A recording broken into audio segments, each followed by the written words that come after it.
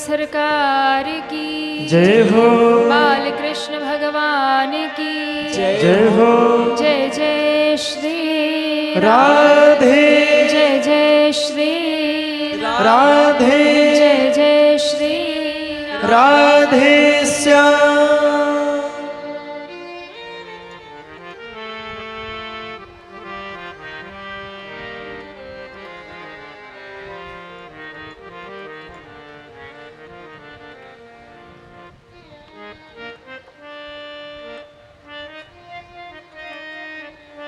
परम कल्याणमयी श्रीमद् भागवत कथा के आज पंचम दिवस की परम पावनी बेला में हम सभी उपस्थित हैं।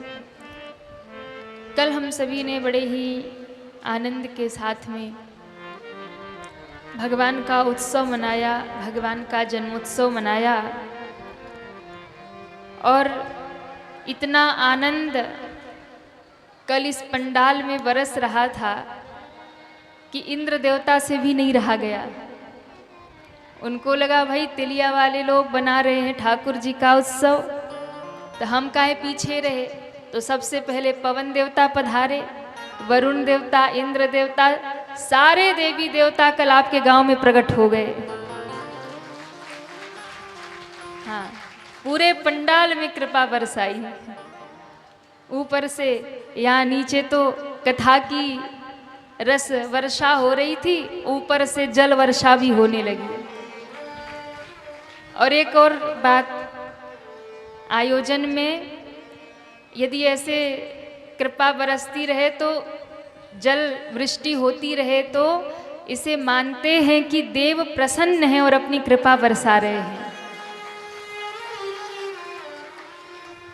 और कल तो हमें लगा कि ठाकुर जी का जन्मोत्सव हो पाए कि नहीं हो पाए, क्योंकि वो पवन देवता का जो वेग था ना, उससे अनुभव तो हो गया था कि अब कुछ होने वाला है। लेकिन एक क्षण तो ऐसा लगा जब जल वर्षा जल वृष्टि, जैसे ठाकुर जी का जन्म हुआ और वो जल वृष्टि प्रारंभ हुई, तो ऐसा लगा कि जैसे सच में वो भादों की काली अधियारी रात आ गई और कन्हैया ने अवतार ले लिया है। क्योंकि ऐसा ही प्रकृति का जो कल स्वरूप था ना, ये ऐसा ही स्वरूप जब कन्हैया जेल में प्रगटे तो ऐसा ही दृश्य था। अष्टमी की, भादों की कृष्ण पक्ष की अधियारी रात, और उस अधियारी रात में कारागार में कन्हैया प्रगटे। वसुदेव जी को कहा कि हमें गोकुल छोड़ आइए। वसुदेव जी ने कहा कि हमारे हाथों में बेड़ियां हथकड़ियां लगी हैं, इतने पहरेदार हैं, द्वार बंद, कैसे जाऊंगा। भगवान ने कहा आप उसकी चिंता मत करो, आप हमें ले जाने की व्यवस्था करो। जैसे ही ठाकुर जी छोटे से लाला बने, एक टोकरी में वसुदेव जी ने भगवान को लिटाया। जैसे ही टोकरी सर पे रखी तो टोकरी सर पे रखते ही सारी बेड़ियां हथकड़ियां टूट गई, पहरेदार सो गए, ताले टूट गए और जेल के सारे द्वार खुल गए। वसुदेव जी जैसे ही लेकर के बाहर निकले तो भादों की कृष्ण पक्ष की वो काली अधियारी रात्रि, ठाकुर जी के स्वागत में पूरी पृथ्वी, पूरी प्रकृति जग गई। आधी रात को जैसे ही वसुदेव जी लेकर के निकले, महाराज आकाश में बिजलियां कड़कने लगी, काले काले बादल छा गए।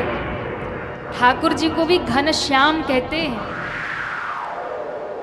तो जितने भी मेघ थे ना, उन मेघों ने कहा कि ठाकुर जी ने अपना नाम हमें दिया है, हमें भी घनश्याम कहते हैं, ठाकुर जी भी घनश्याम हैं। तो सारे बादल उमड़ घुमड़ के आगे ठाकुर जी के स्वागत में जल वृष्टि होने लगी, जल वर्षा होने लगी, बिजलियां चमकने लगी।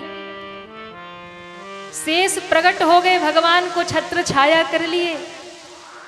और महाराज आधी रात को पूरी प्रकृति जगी है भगवान के स्वागत में। मथुरावासी सो रहे, मथुरा के जितने पापी थे सब सो रहे।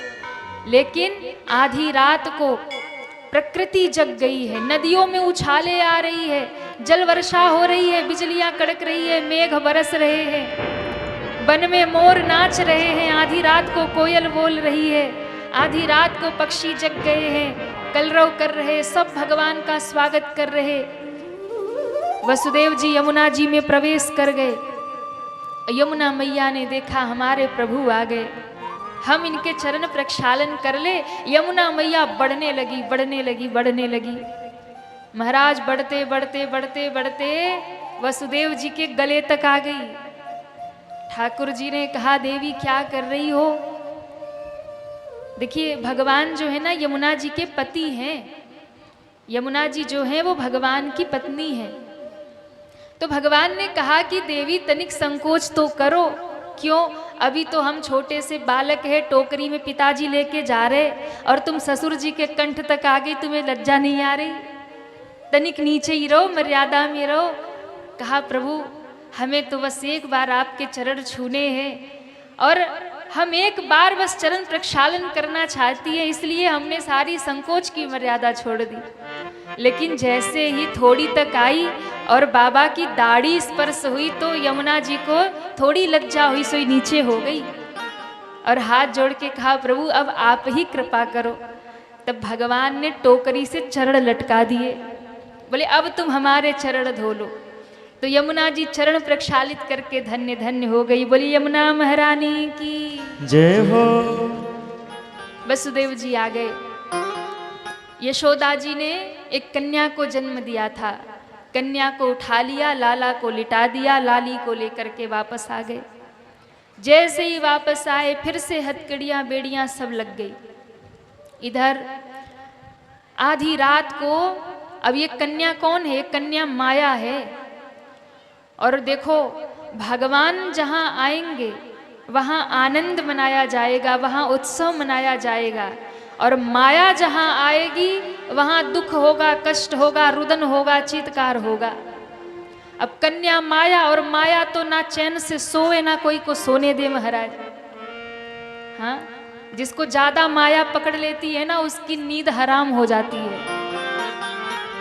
आप देखो माया क्या है? ये दुनिया के जो भी साधन है यही सब तो माया है। अब जिसके बुद्धि में माया अधिक चढ़ गई कि हमें इतना पैसा कमाना है, हमें इतना धन इकट्ठा करना, हमें ये करना, वो ज्यादा माया पकड़ लेती है तो आदमी क्या करता है? दिन रात भागता रहता है। माया ज्यादा पकड़ ले तो ना तो वो धर्म कर्म करेगा, ना कभी कथा सत्संग सुनने जाएगा, माया में लिप्त पड़ा रहेगा, दौड़ता रहेगा माया के चक्कर में। और एक बात, माया जब जीवन में आ जाए तो नींद हराम कर देती है। ज्यादा धन आ जाए तो दिन का चैन और रात की नींद खो जाती है। हाँ, ज्यादा पैसा हो, ज्यादा धन हो, ज्यादा माया हो जाए तो व्यक्ति रात रात भर जागता रहता है, कोई मार के ले ना जाए। हाँ, इसलिए ज्यादा माया के चक्कर में नहीं पड़ना चाहिए। पड़ना है तो मायापति के चक्कर में पड़ जाइए, जीवन में आनंद हो जाएगा। माया के चक्कर में पड़ेंगे तो नींद हराम होगी। अब कन्या माया थी ना, जैसे ही जेल में आई सोई रोना शुरू किया महाराज। और जैसे उस कन्या ने जोर जोर से रोना शुरू किया, कन्या के रोने की आवाज सुनकर पहरेदार खड़े हो गए। क्या हो गया, क्या हो गया? बोले अरे लगता है देवकी का 8वां लाल अब जन्म ले लिया है, महाराज कंस को सूचना देनी होगी। सब दौड़े। कंस आधी रात को कन्या को मारने आता है, लेकिन देवकी मैया ने रो रो के कहा कि भैया इसको छोड़ दो, मेरे 8 पुत्र 7 पुत्र तो समाप्त हो गए, 8वें रूप में कन्या है। कंस ने कहा कि विष्णु बड़ा छलिया है, बड़ा मायावी है। जब ये देखता है कि अब मैं किसी प्रकार से बच नहीं पाऊंगा तो ये स्त्री बन जाता है। इसलिए विष्णु अगर हमसे छल करना चाहेंगे तो हम उसके छल में आने वाले नहीं हैं। अरे मोहिनी बनकर के एक बार इसने छला था, देवताओं को सारा अमृत पिला दिया। इस बार कन्या बन के मुझे धोखा देने आया, नहीं छोड़ूंगा। मारने दौड़ा कन्या को, हाथ से छूट गई। अष्टभुजा महारानी के रूप में वो कन्या प्रकट हो गई। बोलिए अष्टभुजा महारानी की जय हो। अष्टभुजा महारानी ने कहा, अरे कंस, तू मुझे क्या मारेगा? तुझे मारने वाला तो गोकुल में पलना झूल रहा। तू अपने बचने का उपाय कर ले। अंतर ध्यान हो गई। और हमारे उत्तर प्रदेश में बनारस के पास एक मिर्जापुर जिला पड़ता है, विंध्यवासिनी मैया, विंध्याचल धाम। कोई गया है वहां पे विंध्याचल धाम? हाँ, बहुत लोग गए, कुछ लोग। तो विंध्याचल धाम, वहां विंध्य पर्वत पे अष्टभुजा महारानी के रूप में गुफा के अंदर जाकर के वही कन्या जो देवकी माँ की पुत्री थी, भगवान कृष्ण की बहन, वही अष्टभुजा महारानी के रूप में विराजमान हो गई। और आज भी कलयुग में वो विराजमान है। जो भी उनके दर्शन करता है, माँ सबकी मनोकामना पूर्ण कर देती है। ये माँ की महिमा है, अष्टभुजा महारानी की महिमा है। अब माँ का नाम लिया तो आज माँ से हमें याद आया, आज मातृ दिवस भी है। तो आप सभी माताओं को व्यासपीठ से, और जो लाइव कथा सुन रहे हैं, मैं अपनी व्यासपीठ से समस्त मातृशक्ति को आज मातृ दिवस की बहुत बहुत बधाई देती हूँ। माँ से ही तो सृष्टि है, माँ से ही तो संसार है। माँ ना हो तो कोई अस्तित्व नहीं है। तो आज मातृ दिवस है, तो सभी माताओं को मैं व्यासपीठ की ओर से बहुत बहुत बधाई भी देती हूँ। और माताओं के लिए कहना भी चाहूँगी कि माताएं जो होती हैं, उनके जीवन में त्याग है, तपस्या है, बलिदान है। माताएं जो होती हैं, हमारी भारत की जो माताएं हैं, इनको देवी कहा जाता है, क्योंकि हमारे भारत की जो माताएं हैं, उनका जीवन स्वयं के लिए नहीं होता, उनका जीवन तो दूसरों के लिए समर्पित हुआ करता है। वो करुणामयी है, वो ममतामयी है। अपनी छत्र छाया में वो पूरे परिवार को संभाल करके रखती हैं। इसलिए हमारी भारत की जो माताएं हैं वो महान हैं। भारत की जो माताएं हैं वो देवी हैं। जो भारत की माताओं में त्याग है, तपस्या है, समर्पण है, वो दूसरे किसी देश में की मैयाओं में नहीं है।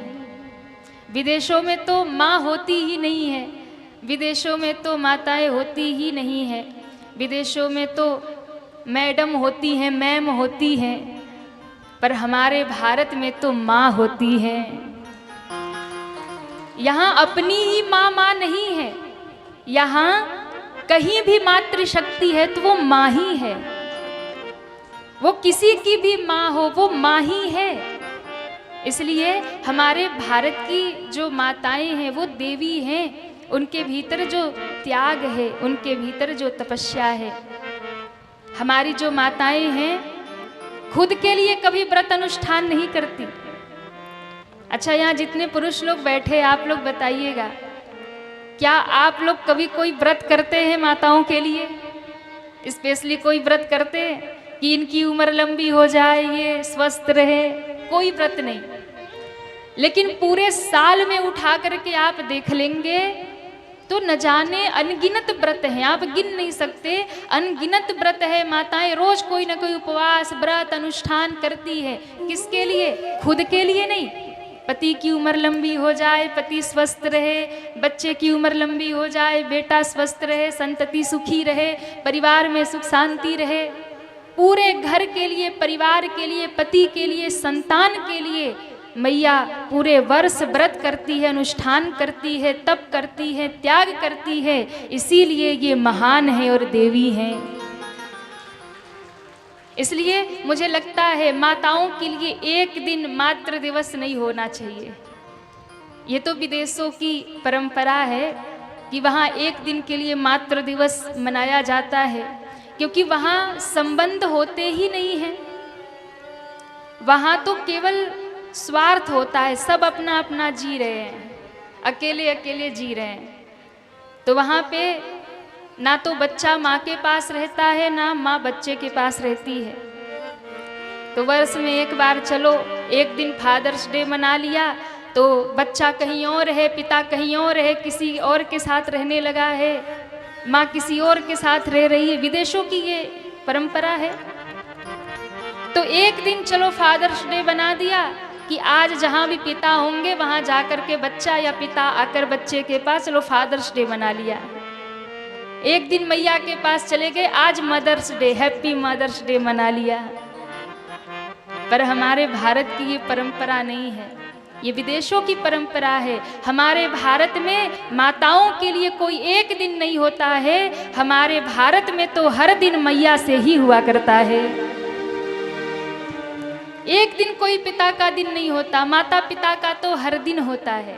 हाँ, तो मैं व्यासपीठ से निवेदन करूँ, आज के जितने भी युवा हैं, जितने भाई बहन हैं, इन लोग को लगता है कि एक दिन हमने चलो स्टेटस लगा दिया हैप्पी मदर्स डे तो हो गया बढ़िया मातृ दिवस।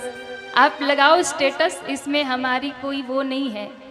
खूब मनाइए, happy mother's day, happy father's day मनाइए। अच्छा, आप ये परंपरा विदेशों की होगी सो होगी, पर हमारे यहाँ वैदिक काल से फादर्स डे मदर्स डे मनाया जाता है। एक बार नहीं, दो दो बार मनाया जाता है। क्यों? हमारी जो महाशिवरात्रि आती है ना, वो महाशिवरात्रि ही हमारा फादर्स डे है, और जो नवरात्रि आती है वही हम सनातनियों का मदर्स डे है। हाँ, बताओ, इतना महान हमारा सनातन है, पर हम अपनी ओर देखते ही नहीं है। हम तो विदेशों की नकल करते हैं। हमारे शास्त्र में भी है 9 दिन की नवरात्रि माँ के लिए, यही तो मदर्स डे है। महाशिवरात्रि, जगत मात पितु शंभु भवानी, ये तो जगत के माता पिता हैं। तो मनाओ ना फादर्स डे खूब धूमधाम से, महाशिवरात्रि, नवरात्रि। हमारा तो यही है मदर्स डे, फादर्स डे। और फिर भी आपको मनाना है तो मनाइए, पर मैं ये कहूँगी, आज के जितने युवा हैं घर में माँ से बात नहीं करते, घर में पिता से बात नहीं करेंगे, दोस्तों से बात करेंगे। माँ तरसती है कि बेटा थोड़ा बात कर ले। कई घरों में हमने देखा है बच्चे ज़्यादा ही पढ़ लिख जाते तो माँ बाप से ही बात नहीं करते। माँ इंतज़ार करती रहती है, माँ सोचती है बेटा आए, दो बात करे, बेटा आता नहीं पास में। और जो बेटा कभी घर में माँ से बात नहीं कर रहा, पिता से बात नहीं कर रहा, और वो क्या कर रहा है, बोले जैसे ही मदर्स डे आया, फादर्स डे आया, तो इंस्टा पे, अपने सोशल मीडिया पे, अपने व्हाट्सएप पे स्टेटस डाल रहा है हैप्पी मदर्स डे। हाँ। और माँ पूछ रही है बेटा कहाँ जा रहे हो, बोले चुप रहो, डिस्टर्ब मत करो। स्टेटस पे लिख दिया मदर्स डे, और घर में माँ से बात नहीं कर रहे। तो आपका ये लिखना बेकार है।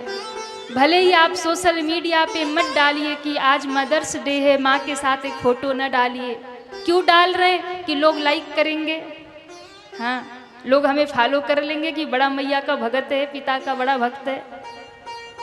मत करिए आप रोज रोज, आप मत डालिए status happy mother's Day, Father's day.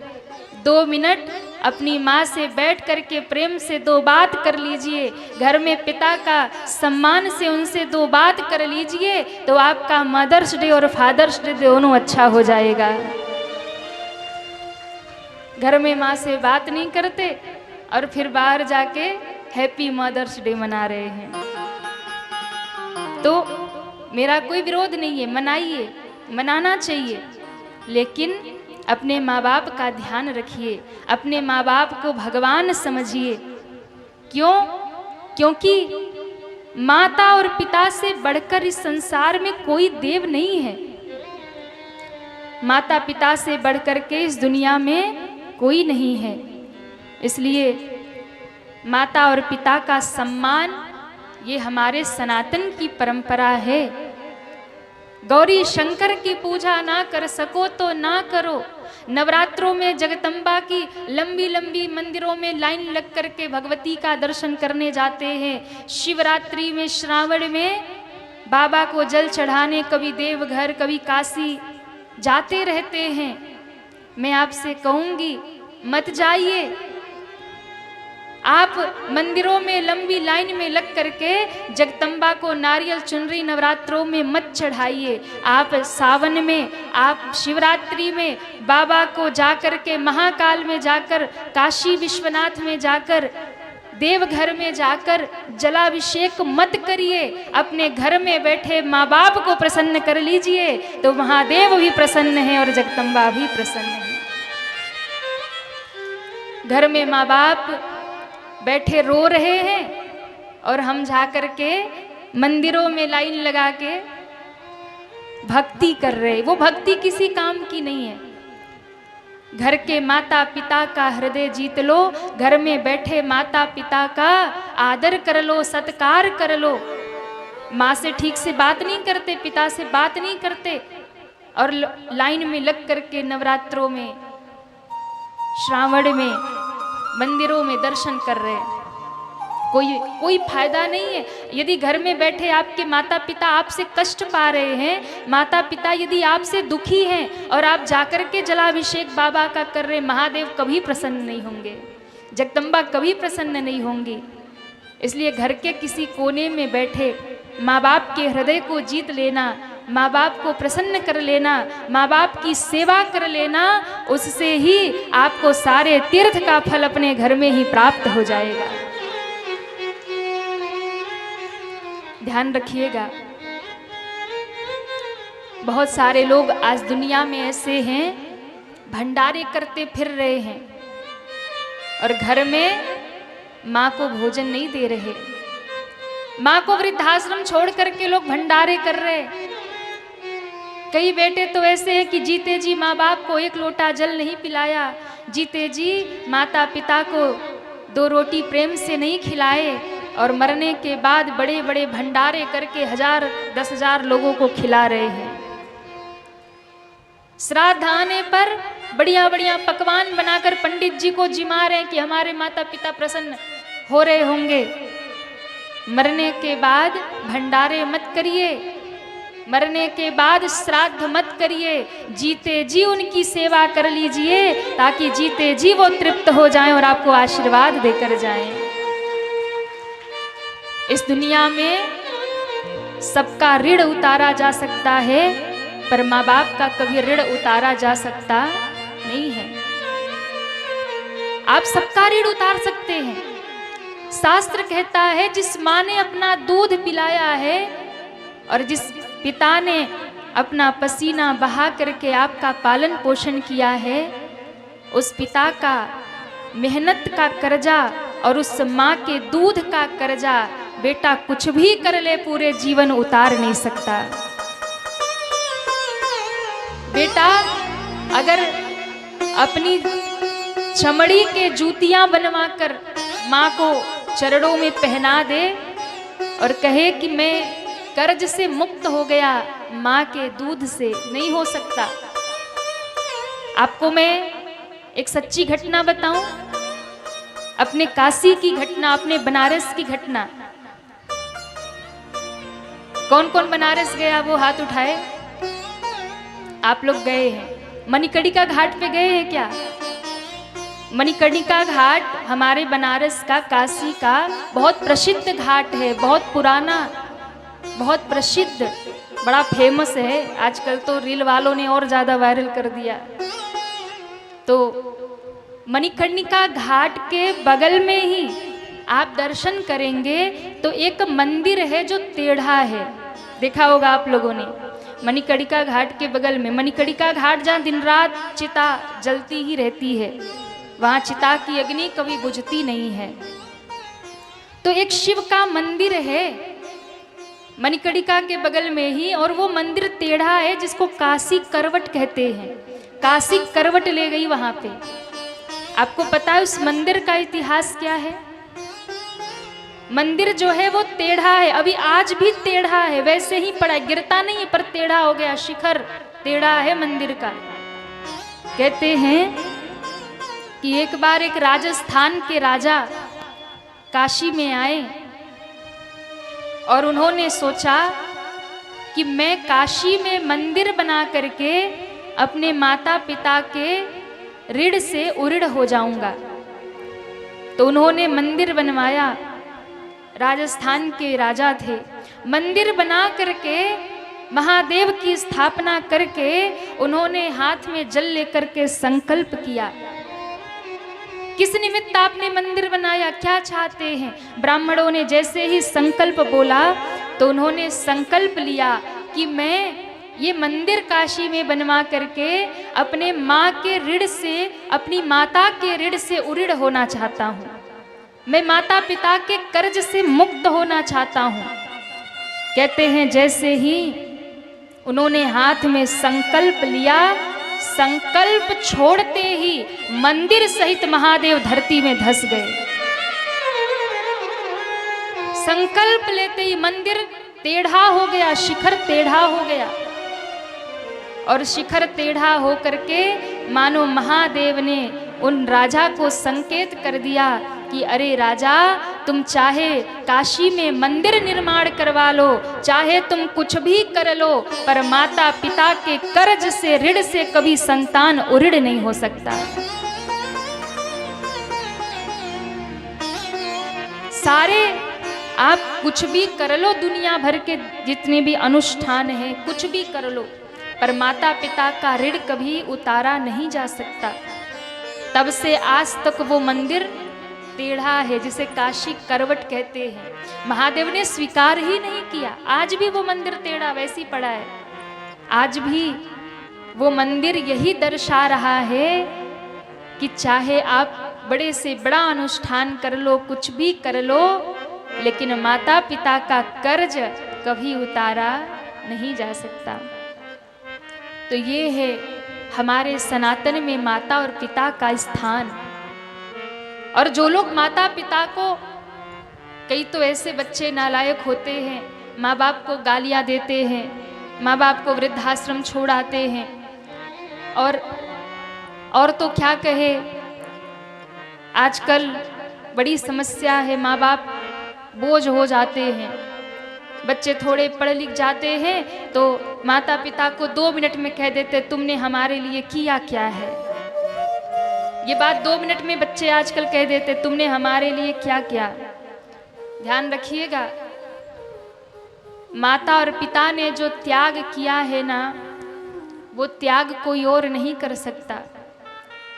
एक माता अपनी संतान के लिए अपने रातों की नींद गवाती है, खुद गीले में सो करके बच्चे को सूखे में सुलाती है, खुद भूखी रह करके बच्चे को भोजन कराती है। और एक पिता दिन रात संघर्ष करता है, दिन रात परिश्रम करता है, दूसरों की, 4 लोगों की 4 बातें सुन लेता है, पर अपने बच्चे के लिए घर में हर सुख सुविधा लेकर के आता है। उस माता और पिता का ऋण कभी उतारा नहीं जा सकता। और वो माँ जो हर समय बच्चे को भूख लगने पर भोजन कराती है, प्यास लगने पर पानी पिलाती है, वही माँ बाप जब एक दिन बूढ़े हो जाते हैं, जिस पिता ने उंगली पकड़ के चलना सिखाया, जिस पिता ने कंधे पे बिठा करके दुनिया दिखाई, वही माँ बाप बोझ हो जाते हैं। वही माँ बाप बोझ हो जाते हैं। बुढ़ापे में माता पिता एक बूंद जल के लिए तरस जाते हैं, बेटा पास नहीं आता, एक बूंद जल नहीं पिलाता। मैं कई बार कहती हूँ, गर किस्मत तेरी अच्छी है तो लक्ष्मी तेरी दासी है। गर किस्मत तेरी अच्छी है तो लक्ष्मी तेरी दासी है। कर लो माँ बाप की सेवा, उनके चरणों में ही मथुरा है और काशी है। उनके चरणों में ही मथुरा है और काशी है। एक बहुत प्यारा भाव संत लोग गाते हैं। जो बच्चे कहते हैं कि माँ तुमने हमारे लिए क्या किया, जो बच्चे कहते हैं कि माँ बाप ने हमारे लिए क्या किया, ध्यान दीजिएगा, जब हम ना बोल सकते थे, ना चल सकते थे, ना खा सकते थे, ना उठ बैठ सकते थे, तब उस माँ ने हमें अपने आंचल का दूध पिला करके हमें पालन पोषण किया।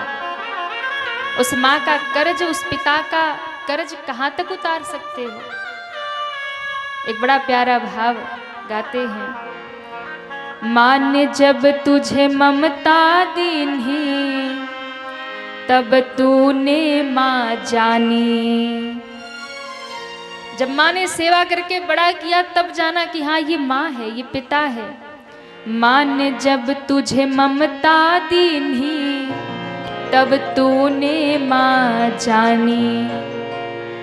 माँ ने जब तुझे दूध पिलाया, तब तूने माँ पहचानी। पर बेटा तूने दूध की कदर न जानी। पर बेटा तूने दूध की कदर न जाने। पर बेटा तूने दूध की कदर न जानी।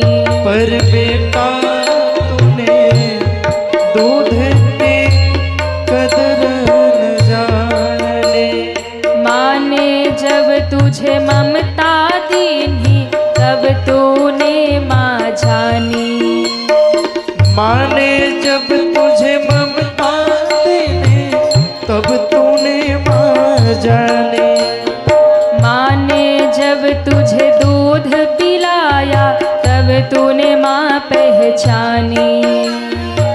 माँ ने जब तुझे दूध पिलाया, तब तूने माँ पहचानी।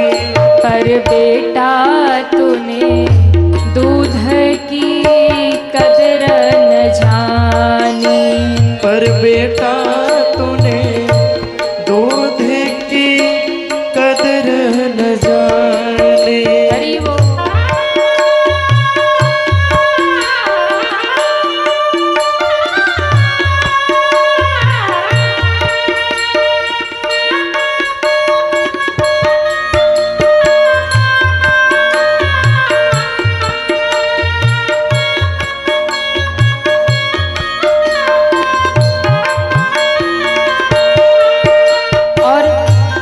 बच्चे के लिए माँ कितने कष्ट उठाती है।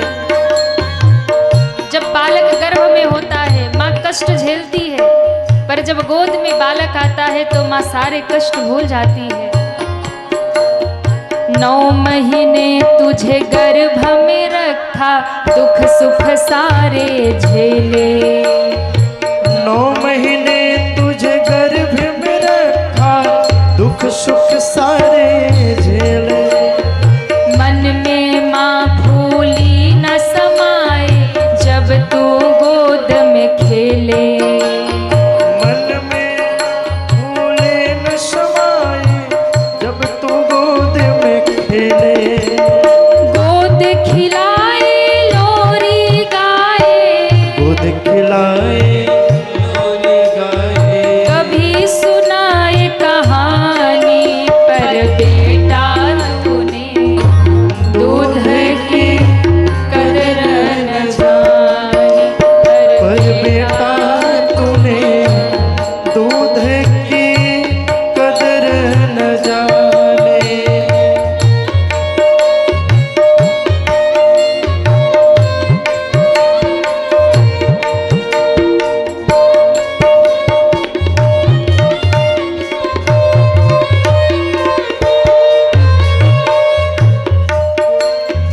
तुझे सुलाती सूखे में, खुद गीले में सो जाती। तुझे सुलाते सूखे में, खुद गीले में सो जाते। देख रही है तो माया से रूप बना के आई है। भगवान मायापति है और ये माया है, तो भगवान को लगा कि मायापति के सामने माया कितने मिनट ठहरेगी। भगवान को लगा यदि भर नजर हमने इसको देख लिया तो सारी माया यही फेल हो जाएगी, राक्षसी अपने रूप में आ जाएगी। सोई भगवान ने सोचा इसकी पोल पट्टी ना खुले, तो भगवान ने पहले ही आंख बंद कर लिया। दूसरा भाव, तीसरा भाव, भगवान को लगा कि अगर मैंने इसको देख लिया तो ये पहले मुझे दूध पिलाएगी, दूध के साथ जहर पिलाएगी, और दूध पिलाने का काम तो माँ करती है, कहीं इसको देखकर मेरे मन में ममता ना जाग जाए, ममत्व जाग जाएगा तो मैं इसे मार नहीं पाऊंगा। इसलिए ममत्व ना जाग जाए पूतना को देखकर, भगवान करुणा निधान है, कृपा निधान है। भगवान को लगा अगर करुणा जाग गई, कृपा जाग गई तो मार नहीं पाऊंगा और इसका उद्धार करना है। तो इसलिए ममत्व ना जागे, कृपा ना जागे, करुणा ना जागे, इसलिए प्रभु ने अपने नेत्र बंद कर लिए। अथवा तो भगवान याद कर रहे नेत्र बंद करके कि इसने ऐसा पूर्व जन्म में कौन सा कार्य कर लिया जो इससे मुझे दूध पिलाने का सौभाग्य मिल गया, मेरे करीब आने का इसे भाग्य मिला, कौन सा इसने ऐसा सत्कर्म किया होगा। तो भगवान ध्यान लगाकर पूर्व जन्म याद कर रहे। ये पूतना पूर्व जन्म में कौन थी? तो राजा बलि की कन्या रत्नमाला। रत्नमाला राजा बलि की कन्या जब भगवान 52 वेश बना के द्वार पे आए तो रत्नमाला ने भगवान को देखा, छोटे से बटुक ब्राह्मण। 52 भगवान को देख करके पूतना का मन, रत्नमाला का मन भाव से भर गया। रत्नमाला के मन में भाव आया कि कितना सुंदर बालक है, अगर ऐसा बालक मेरा होता तो मैं इसे गोद में उठा करके दूध पिलाती। भगवान तो अंतर्यामी है ना, सर्वांतर्यामी, सबके मन में निवास करने वाले रत्नमाला के भाव को भगवान ने जान लिया। और भगवान कहते तुम हमें जिस भाव से भजोगे, जिस भाव से हमें याद करोगे, हम उसी भाव में तुमसे मिल जाएंगे। रत्नमाला के मन में भाव आया, ये मेरा बालक होता तो मैं इसे दूध पिलाती। भगवान ने मन ही मन रत्नमाला को वरदान दे दिया, जाओ हम तुम्हें वरदान देते हैं, अगला अवतार जब लेंगे तो आप हमें दूध पिलाएंगी, आपको दूध पिलाने का सौभाग्य मिलेगा।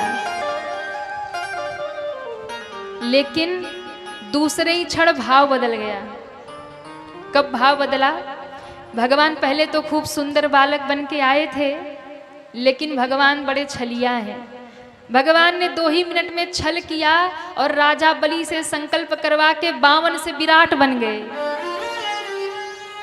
और 52 से विराट बन करके 2 ही पग में राजा बलि की पूरी संपत्ति, आकाश धरती पाताल सब नाप लिया और राजा बलि को बांध लिया।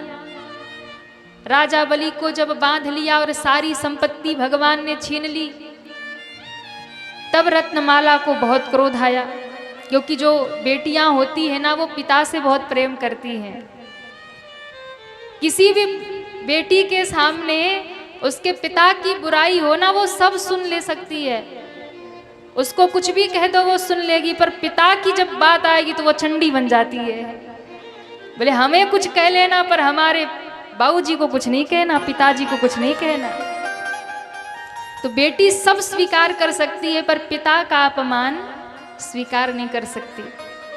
तो कहते हैं रत्नमाला ने जब देखा कि ये छोटा सा दिखने वाला, छोटा सा नन्हा सा जो लाला था, ये 2 मिनट में विराट बन गया, इतना बड़ा बन गया कि ना पांव दिख रहे ना सर दिख रहा, और मेरे पिता के साथ इतना बड़ा छल इन्होंने किया कि सब संपत्ति छीन लिया, उन्हें बंधक बना लिया। क्रोध आ गया और क्रोध में आकर रत्नमाला कहती है अगर ऐसा मेरा बेटा होता तो मैं तो इसे जहर पिला के मार देती। ऐसे क्रोध में जब भाव जगा तो भगवान मुस्कुराए। भगवान ने कहा कि मुझे भक्त की स्तुति विनती अच्छी लगती है, भक्त की प्रार्थना अच्छी लगती है, भक्त का भजन अच्छा लगता है, भक्त का कीर्तन अच्छा लगता है, और कभी खींच करके भगत जब मुझे गाली सुनाता है तो वो भी अच्छा लगता है।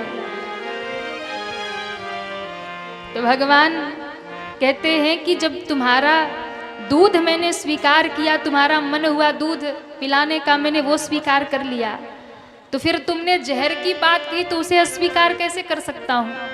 भगवान ने तुरंत मन ही मन रत्नमाला को आशीर्वाद दे दिया, वरदान दे दिया कि चिंता मत करो, तुम मुझे दूध पिलाना चाहोगी, मैं दूध भी पीऊंगा, और तुम मुझे जब जहर पिलाओगी तो मैं जहर भी पान कर जाऊंगा।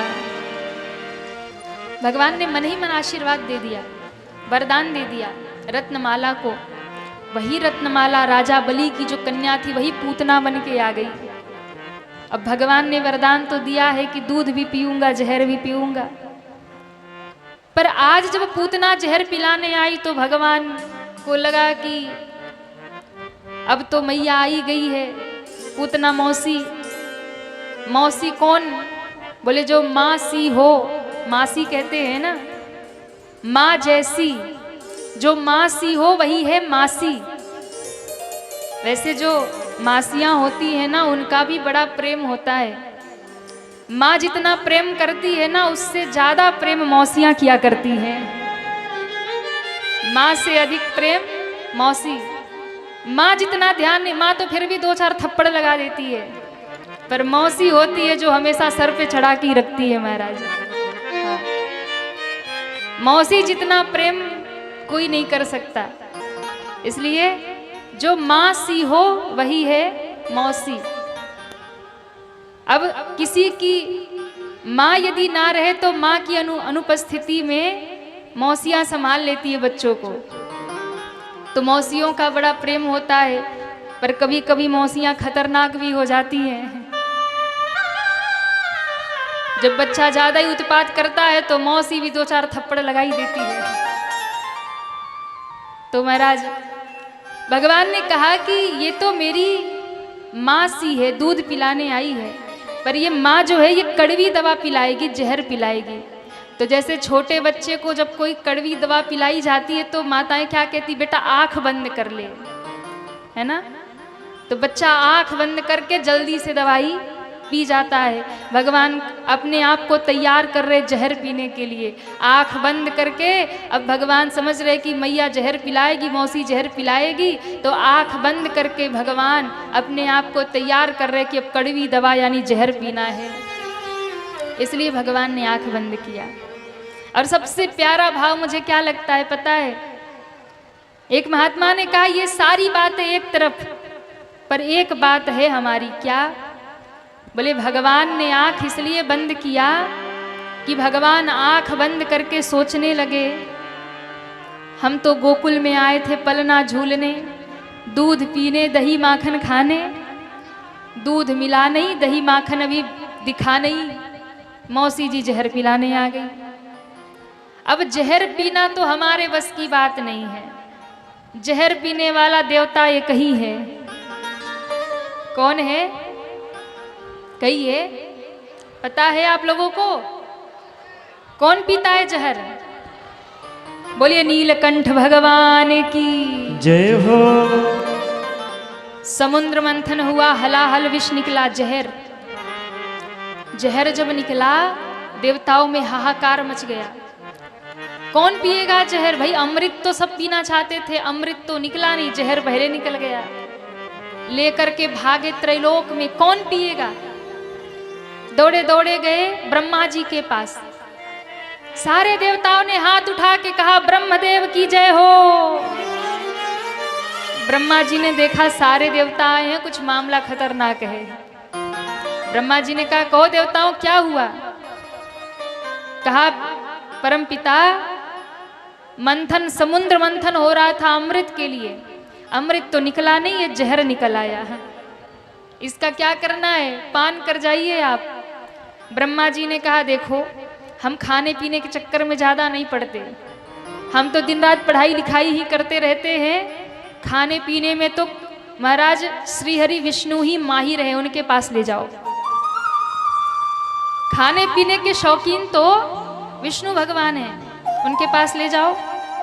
वो तो गोपियों के माखन चुरा चुरा के खाते हैं, वो तो भक्तों के घर पहुँचे रहते हैं, कहीं शबरी के बेर खाने तो कभी विदुर जी के घर साग रोटी खाने पहुँचे रहते हैं। तो खाने पीने के शौकीन वही है, 56 भोग, कभी कर्माबाई के खिचड़ी खाने पहुँच जाते हैं, उनको ही खाने पीने का शौक है, उन्हीं के पास ले जाओ जहर। देवता ले करके भागे क्षीर सागर में भगवान विष्णु के पास। बोलिए नारायण भगवान की जय हो। भगवान विष्णु ने नेत्र खोला। अरे देवताओं क्या हो गया? कहा प्रभु आपसे क्या छिपा है, ये हलाहल विष जहर निकला है, सारी सृष्टि समाप्त हो रही है, इस जहर का पान कर जाइए। नारायण भगवान मुस्कुराए। नारायण भगवान ने कहा देखो हमारे भगत हमें 56 भोग खिलाते, हम तो शबरी के जूठे बेर खा लेते प्रेम से, हम विदुर जी के घर साग रोटी खा लेते हैं, हम कर्माबाई की खिचड़ी खा लेते हैं, अपने भक्तों का 56 भोग खा लेते हैं, पर ये जहर वहर पीना हमारे बस की बात नहीं है। क्या करे? बोले शंकर जी के पास ले जाओ। अब दौड़े देवता कैलाश पर पहुंचे। बोले शंकर भगवान की जय हो। बाबा ने आंख खोला। अरे देवताओं क्या हो गया? कहा प्रभु जहर लेकर आए हैं। हे महादेव अब आप ही हमारी रक्षा करिए, हमने त्रैलोक में घूम लिया, कोई सहायता करने वाला नहीं, सृष्टि समाप्त हो जाएगी। हे महादेव इस जहर का पान करिए।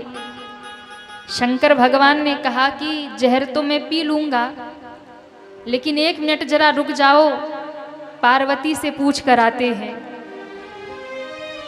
देखो भोले बाबा भी बिना घरवाली से पूछे कोई काम नहीं करते, और भोले बाबा कहना चाहते हैं यहाँ जितने शंकर जी लोग बैठे हैं ना, कोई भी काम करने से पहले एक बार पार्वतियों से पूछ लिया करिए। अगर चाहते हैं कि चाय समय पे मिले, भोजन सही पे मिले, पानी सही समय पे मिले, तो ये जैसा जैसा कहे ना बस वैसा वैसा करते जाना, घर में खूब आनंद रहेगा। और अपनी मन की करेंगे तो हम नहीं जानते, फिर तो गेट बंद, कहेंगे जाओ बाहर ही रहो। तो शंकर भगवान ने कहा एक बार पार्वती से पूछ ले। मैया बगल में, देवी देवता जहर लेके आए, पी ले। अब भैया कौन पत्नी अपने पति को कहेगी कि जहर पी लो? कोई कहेगी क्या? कहिए। अच्छा कलयुग की होती तो कह भी देती जाओ पी लो जहर। कलयुग वाली तो मैयाएं कहीं भी देती हैं जाओ पी लो जहर। पर ये तो जगदम्बा मैया परम पतिव्रता माता पार्वती बाबा को कैसे कह दे जहर पी लो? लेकिन सृष्टि की रक्षा की बात है। माँ जगदम्बा ने मुस्कुराकर पार्वती माँ ने कहा बाबा मैं ये कैसे कह दूं कि आप जहर का पान कर लो? पर हे महादेव आप देवों के भी देव हैं, देवाधिदेव महादेव हैं। मैं तो आपको यही कहूँगी कि जिससे सृष्टि की रक्षा हो जाए। हम तो जगत के माता पिता हैं, जगत मात पितु शंभु भवानी। इसलिए हे नाथ मैं तो यही कहूँगी जिसको करने से इस सृष्टि की रक्षा हो जाए आप वही करिए। इतना सुनते ही महादेव खड़े हुए और खड़े होते ही बाबा की जटा लहराई। बाबा ने विष को उठाया और पूरा विष महादेव पान कर गए। जैसे ही विष का पान किया भोले बाबा सोचने लगे इस विष को कहाँ स्थान दूं, कहाँ रखूं? मुख में रखूंगा तो मुख में राम नाम है, हृदय में मेरे राम है। कहाँ इस विष को डालूं? बाहर जाएगा तो संसार जलेगा, हृदय में उतरेगा तो मेरे राम के ऊपर पड़ेगा। बाबा ने सोचा क्या करूं, ना मुख में रख सकता हूँ ना इसे हृदय में उतार सकता हूँ। तो महादेव ने कंठ में ही सारे विष को इकट्ठा करके सुखा दिया। कंठ नीला पड़ गया, नाम नीलकंठ पड़ गया। बोले नीलकंठ भगवान की जय हो। जैसे ही बाबा ने विष का पान किया कंठ नीला पड़ा। देवताओं ने हाथ जोड़ा और बाबा की स्तुति गाना शुरू कर दिया।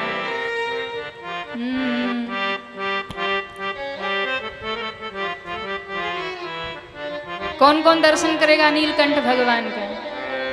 दर्शन करना है। जटा जूट बरवा लहरे गंगा के लहरवा, हो राम जहरवा पियलाना, हो राम जहरवा पियलाना।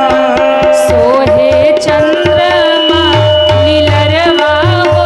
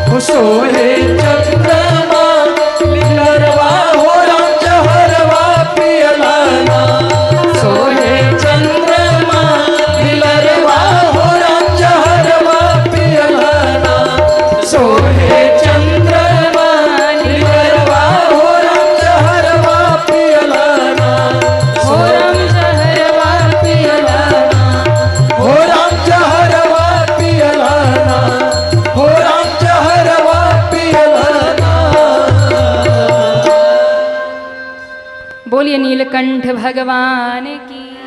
जय हो सोहे चंद्रमा लीलरवा हो राम। जहरवा पियलाना। और भैया समुद्र मंथन का जो मंदार पर्वत है वो बांका जिले में ही स्थित है। बजा लो ताली। अभी हमने तो दर्शन किया नहीं है, पर बांका जिले में ही है ना मंदार पर्वत, जिसे समुद्र मंथन हुआ था। तो शंकर भगवान ने विष का पान कर लिया।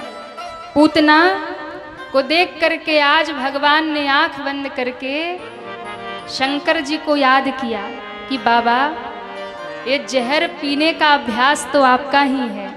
हाँ, आप एक्सपर्ट हो जहर पीने में, इसलिए आप मेरे मुंह में आके बैठ जाओ, और जब जहर पीने की बात आए ना तो दूध दूध हम पी जाएंगे, जहर जहर आप पी जाना। मानो भगवान शिव का ध्यान करने लगे। पूतना ने भगवान को गोद में उठाया। भगवान ने पहले दूध पिया, फिर भगवान ने जहर पिया, फिर भगवान ने रक्त खींचना और उसके प्राण खींचना शुरू किया। असली भेष में आई, चिल्लाते हुए भागी, लाला मुझे छोड़ दे छोड़ दे छोड़ दे। भगवान ने मुस्कुरा के कहा कि हम तो जल्दी किसी को पकड़ते नहीं हैं, और एक बार जिसको पकड़ लिया फिर उद्धार करके ही छोड़ते। भगवान ने प्राण खींच लिए, पूतना धड़ाम से गिरी, धरती पे प्राण निकल गए। एक दिव्य ज्योति भगवान के चरणों में समा गई। बोलिए पूतना मर्दन भगवान की जय हो। पूतना मर्दन भगवान की जय हो।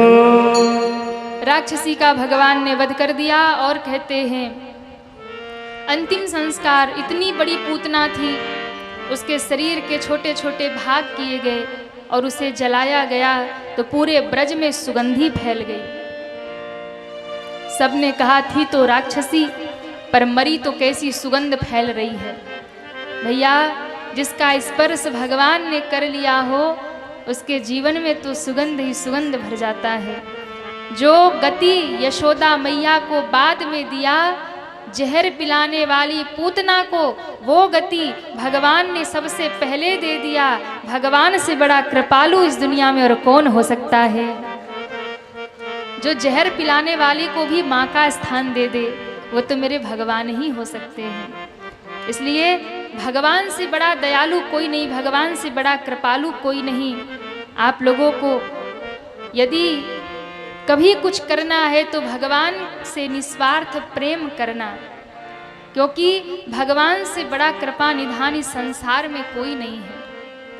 और आपको बताएं, जो प्रिय हो उसको जो प्रिय हो ना वो करना चाहिए।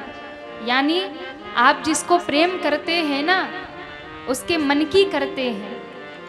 जिसको भी आप प्रेम करते हैं तो आप उसके लिए क्या करते हैं, उसको जो अच्छा लगता है आप वो करते हैं, जो उसे अच्छा नहीं लगता आप वो नहीं करते। प्रेम का नियम यही है कि जो प्रेमी को अच्छा लगे, जो प्रियतम को अच्छा लगे वही किया जाए। यदि आप भगवान से प्रेम करते हैं तो आप वही करिएगा जो भगवान को अच्छा लगता है, वो कभी मत करिएगा जो मेरे भगवान को अच्छा नहीं लगता है। और मैं आपको बताऊं, भगवान को अत्यंत प्रिय है एकादशी। एकादशी का व्रत कौन कौन करता है? सब लोग किया करिए एकादशी का व्रत, क्योंकि सारे व्रत दुनिया में जितने हैं वो सब व्रत संसारिक भौतिक वस्तुओं की प्राप्ति के लिए है। वो सारे व्रत दूसरों के लिए है। एकमात्र एकादशी का व्रत ऐसा है जो स्वयं के कल्याण के लिए और भगवान की प्रसन्नता के लिए रखा जाता है। भगवान की प्रसन्नता के लिए। अभी हमारे बीच में एकादशी आने वाली है, ज्येष्ठ मास के कृष्ण पक्ष की एकादशी, जिसे अपरा एकादशी, अचला एकादशी भी कहते हैं। और आपको पता है इस एकादशी की बहुत बड़ी महिमा पद्म पुराण और ब्रह्म पुराण में बताई गई है। ये अपरा एकादशी, अचला एकादशी जो है, इसकी महिमा का कोई पार नहीं है। इसका नाम ही है अपरा, जो अपार फल देने वाली है, जिसकी महिमा अपार है, वो है अपरा एकादशी। ये हमारे हजारों जन्मों के पाप को जलाकर भस्म करने का सामर्थ्य रखने वाली है अपरा एकादशी। इसका नाम ही अपरा है, जिसकी महिमा अपार है, जिसकी महिमा कही नहीं जा सकती, वही अपरा एकादशी है। और इस बार तो बहुत सुंदर अवसर है, क्योंकि इस बार अधिक मास पड़ रहा है। वैसे तो महीने में 2 एकादशी आती है और पूरे साल में 24 एकादशी हम करते हैं, पर इस साल 1 महीना बढ़ रहा तो 26 एकादशी है। जब अधिक मास की, पुरुषोत्तम मास की इतनी महिमा है, तो उस पुरुषोत्तम मास की एकादशी की कितनी महिमा होगी।